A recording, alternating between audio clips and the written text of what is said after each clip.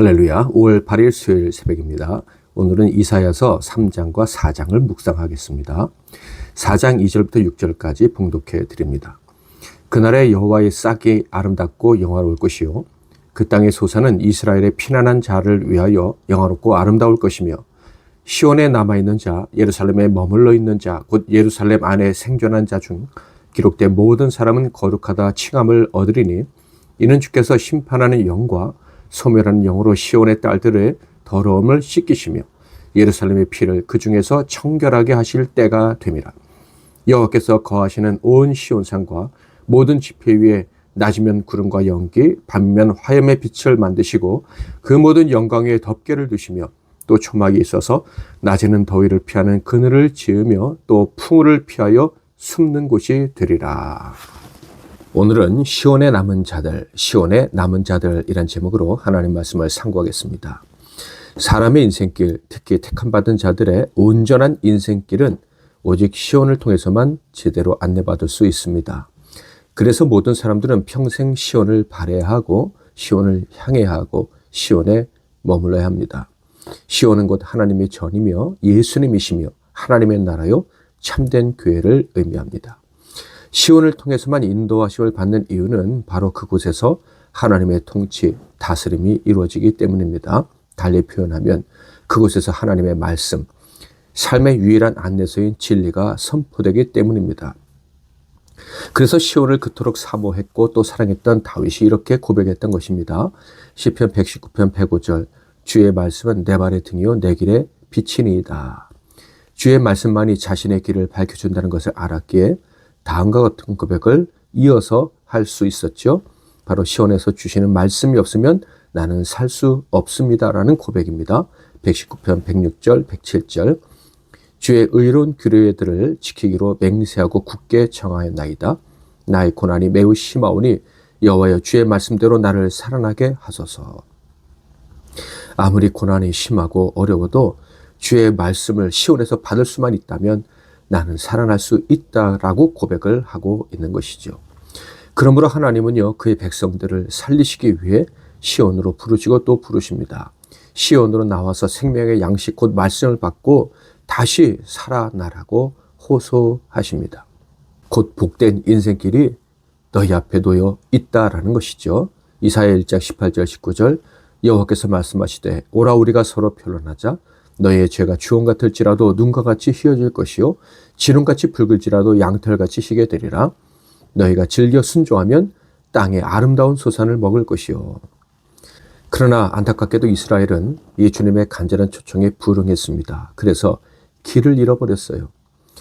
길을 잃어버렸다면 다시 시온으로 나오면 되는데 안타깝게도 그들은 다른 교훈을 찾아 떠나고 말았습니다. 그들은 세상 권력자들에게 자신들의 길을 안내해 주기를 요청했죠. 그런데 어떻게 되었습니까? 어이없게도 그들이 왕으로 섬기기 원했던 세상 권력자들은 미련하고 비천한 자들이었어요.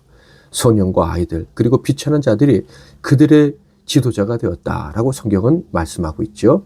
이사야 3장 1절부터 5절 보라 주 만군의 여호와께서 예루살렘과 유다가 의뢰하며 의지하는 것을 제하여 버리시되 곧 그가 의지하는 모든 양식과 그가 의지하는 모든 물과 용사와 전사와 재판관과 선지자와 복술자와 장로와 50부장과 귀인과 모사와 정교한 장인과 능란한 요술자를 그리하실 것이며 그가 또 소년들을 그들의 고관으로 삼으시며 아이들이 그들을 다스리게 하시리니 백성이 서로 학대하며 각기 이웃을 잔해하며 아이가 노인에게 비천한 자가 존귀한 자에게 교만할 것이며 이런 어리석은 선택과 그 결과는 필연적으로 그들에게 소돔과 고모라에 사는 것 같은 재앙을 가져다 줍니다.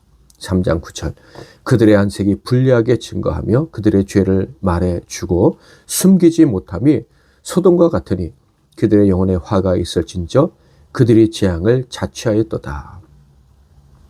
당연히 그들의 삶은 점점 비참해지고 말았습니다. 그런데 감사하게도 이스라엘 백성들 중에는 이런 재앙을 피한 자들이 있었습니다. 그들은 바로 시온에 피난한 자들이었습니다. 예루살렘에 남아있는 자들, 변함없이 하나님의 말씀을 바라는 자들이었죠. 이사야 4장 2절과 3절 그날의 여호와의 싹이 아름답고 영화로울 것이요 그 땅의 소사는 이스라엘의 피난한 자를 위하여 영화롭고 아름다울 것이며 시온에 남아있는 자, 예루살렘에 머물러 있는 자, 곧 예루살렘 안에 생존한 자 중 기록된 모든 사람은 거룩하다 칭함을 얻으리니 시온에 남은 자들 곧 예루살렘으로 피한 자들은 거룩하다 칭함을 받게 됩니다. 인간에게 어쩔 수 없는 죄, 자신도 모르게 세상을 의지했던 죄가 있을지라도 바른 길을 걷는 자라는 칭찬과 도우시는 은총을 입게 됩니다. 하나님께서 1장 18절 19절에서 확인하셨듯이 이미 약속을 해주셨기 때문이죠. 4장 4절부터 6절 보겠습니다.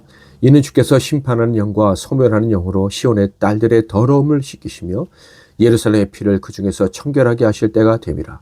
여호와께서 거하시는 온 시온산과 모든 지폐 위에 낮이면 구름과 연기, 밤이면 화염의 빛을 만드시고 그 모든 영광 위에 덮개를 두시며 또 초막이 있어서 낮에는 더위를 피하는 그늘을 지으며 또 풍우를 피하여 숨는 곳이 되리라. 사랑하는 성도 여러분, 어제나 오늘이나 세상은 여전히 외치고 있습니다. 길이 없다고, 길이 사라진다고. 환경 파괴, 인간성 실종으로 인한 인간 소외, 전쟁, 각종 재난, 경제 위기 등을 들먹이면서 길이 없다고 호소합니다. 그리고 그 책임을 다른 사람들에게 묻지요. 인류에게 묻습니다. 그럼에도 불구하고 또다시 인류에게 해결책을 제시하라고 요구하는 어리석은 행위를 반복합니다. 그래서 결국 절망의 골은 깊어만 가게 되어 있죠. 그런데 그들은 언제나 그들 가까이에 길이 있다는 것을 모릅니다. 생명의 길, 영광의 길은 결코 멀지 않은 곳에 있다는 것을 그들이 알아야 합니다. 그들이 눈을 감거나 고요로 멸시했기에 아직 발견하지 못했던 거예요. 우리 인류에게는 언제나 길이 있습니다. 믿으시기를 바랍니다. 왜냐하면 지금도 여전히 주님의 말씀이 선포되고 있기 때문이에요. 여전히 여호와의 산 시온으로 갈 수 있는 기회가 우리에게 주어져 있기 때문입니다. 그 길은 아직 막히지 않았어요. 그것으로 나아가서 그곳에서 선포되는 진리, 생명의 말씀을 듣고 순종하는 자들은 여전히 길을 발견하고 생명을 회복하고 살아갈 수 있습니다. 여러분에겐 길이 있습니까? 그 길을 선택하고 있습니까? 만약에 길이 있다면, 길을 발견하고 달려가고 있다면 여러분이 머무는 곳은 언제나 시온일 것입니다. 오라 우리가 찬양하고 기도하겠습니다.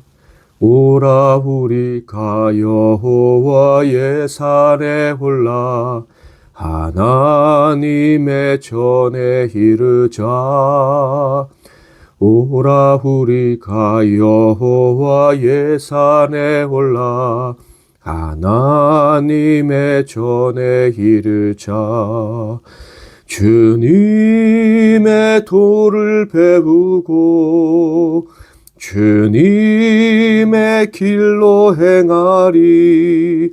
이는 율법이 시온에서 나오고 주의 말씀은 예루살렘에서. 기도하겠습니다. 제가 먼저 잠깐 기도하고 이어서 기도하시고 복된 하루 시작하시길 바랍니다. 우리의 길이 되어주시는 하나님 아버지, 오늘도 주님의 말씀, 그 길 되신 말씀을 사모하며 하나님 앞에 나아왔습니다. 미련한 우리를 늘 말씀으로 가르쳐 주시니 감사합니다. 때로는 훈계하시고 잘못된 길에서 돌이키게 해주시니 감사합니다. 마지막 이 혼란의 때 우리가 하나님 나라와 그의 교회와 베푸신 말씀을 사랑함으로 길을 잃지 않게 해주셔서 감사합니다. 미련함이 우리를 정복하지 못하도록 때로는 때리시고 어루만지셔서 반드시 말씀 앞에 그리고 시온에서 살다가 영광스럽게 주어진 예정을 잘 마치고 천국에 들어가게 하옵소서. 예수 그리스도의 이름으로 기도하옵나이다. 아멘.